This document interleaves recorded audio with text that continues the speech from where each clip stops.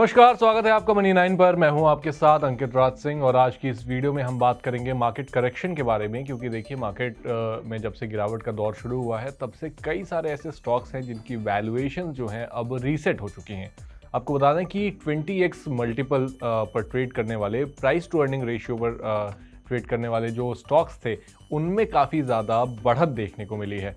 आपको बता दें प्राइस टू अर्निंग रेशियो किसी भी कंपनी के लिए उनके प्राइस और अर्निंग, यानी कि स्टॉक प्राइस और उनका जो अर्निंग है, जो ओवरऑल वो पूरे साल में जो वो पैसा कमाते हैं उनके बीच का जो ये पूरा जो रेशियो है उसको दर्शाने का यहाँ पर काम करता है। और इसी तरीके से अगर 20x का पी है तो आप मान लीजिए कि 20 गुना की उसको वहाँ पर वैल्यूएशन दी जा रही है उनके अर्निंग के मुताबिक।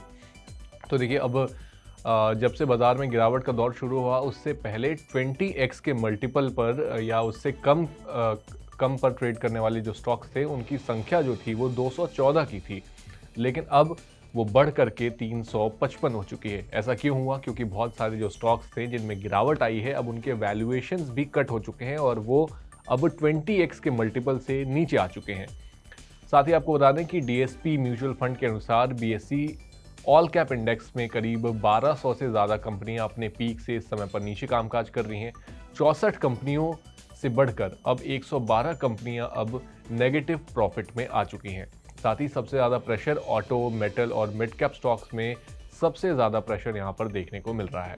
इसके पीछे की वजह क्या है, ग्लोबल इम्पैक्ट और इंडियन मार्केट किस तरीके से शेप अप हो रहा है, ये भी जान लेते हैं। तो देखिए यूएस रिसेशन का डर और ग्लोबल फंड्स की बिकवाली का असर भारतीय बाजार पर बहुत ही बुरी तरीके से पड़ा है। FIs यानी कि विदेशी निवेशक लगातार मिड कैप और स्मॉल कैप में प्रॉफिट बुक कर रहे हैं। डॉलर में मजबूती और अमेरिकी इकोनॉमी में डेटा भी जो है वो भी कहीं ना कहीं बिकवाली का कारण बनता हुआ नजर आ रहा है। MSCI इंडेक्स में फाइनेंशियल सेक्टर को छोड़ करके सभी सेक्टर्स में वैल्यूएशंस काफ़ी ज़्यादा कट हो चुके हैं।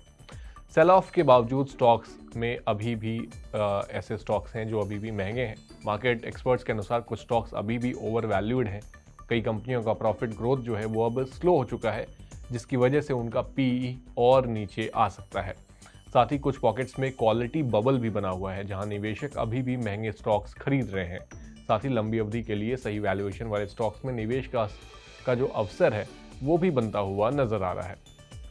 तो ये था पूरा मामला कि कैसे किस तरीके से जो वैल्यूएशन थे उनमें गिरावट आई है और उसी का कारण है कि 20x के मल्टीपल पर ट्रेड करने वाली कंपनियों की जो संख्या है वो 214 से बढ़ करके अब 355 हो चुकी है।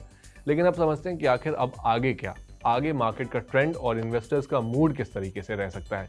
तो देखिए सेंसेक्स और निफ्टी रिकवरी की पूरी कोशिश कर रहे हैं, लेकिन अभी भी वॉलेटिलिटी काफ़ी ज़्यादा बनी हुई है। हम लगातार देख रहे हैं कि किस तरीके से एक दिन बहुत ही अच्छा मूव आता है और किस तरीके से अगले ही दिन हमें गिरावट भी देखने को मिलती है बाजार में।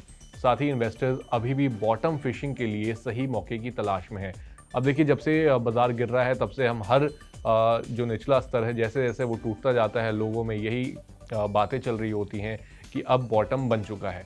बॉटम फिशिंग इसी को कहते हैं कि कब आप बाजार के निचले स्तर को पकड़ लें, और ऐसा करना बहुत ही मुश्किल है। आज तक बहुत ही कम लोगों ने ऐसा कर पाया और वो भी ये बहुत ही ज़्यादा प्रोबेबिलिटी का भी गेम है, तो इसलिए आप मार्केट को टाइम नहीं कर सकते हैं।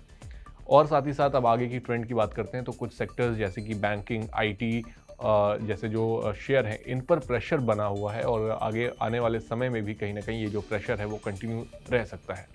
साथ ही मार्केट में स्टेबल ग्रोथ आने तक SIP और लॉन्ग टर्म अप्रोच इस समय पर कहीं ना कहीं एक्सपर्ट्स के लिए बेहतर नज़र आ रही है। तो ये था पूरा बाज़ार का हाल, किस तरीके से कंपनियों में करेक्शन आई, किस तरीके से कंपनियों में मौके हैं और किन कंपनियों में, किन सेक्टर्स में अभी भी कहीं ना कहीं रिस्क मौजूद है और कहां पर आपको कॉशियस रहने की ज़रूरत है। तो ये था पूरा मामला। अब अगर आप निवेश करने की सोच रहे हैं, किसी भी तरीके का आप नया निवेश करना चाहते हैं, चाहे वो डायरेक्टली स्टॉक्स में हो, चाहे किसी इंडेक्स में हो या किसी आप म्यूचुअल फंड में निवेश करना चाहते हैं, तो आप अपने फाइनेंशियल एडवाइज़र की जो सलाह है उसको लेना बिल्कुल ना भूलें और साथ ही साथ अपने जो रिस्क है उसको भी समझने की कोशिश करें और उसको इवैल्यूएट करने के बाद, एनालाइज करने के बाद ही आप किसी भी तरीके का निवेश जो है वो करें। साथ ही अगर आपको ये जानकारी पसंद आई है तो इस वीडियो को ज़रूर लाइक, कमेंट और शेयर करना ना भूलें और साथ ही हमारे चैनल मनी 9 को सब्सक्राइब कर लें ताकि आपसे कोई भी और अपडेट मिस ना हो जाए।